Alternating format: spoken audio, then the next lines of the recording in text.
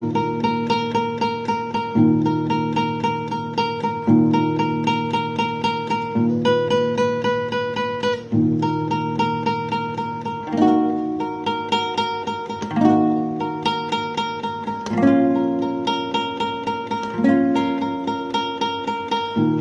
من حالم بده، چرا شدم از حالم زده، من که واسه هر کاری کردم الان نمیدونم فکر کنم به کدوم دردم. چرا دستام اونقدر سردن، چرا شدم اونقدر بد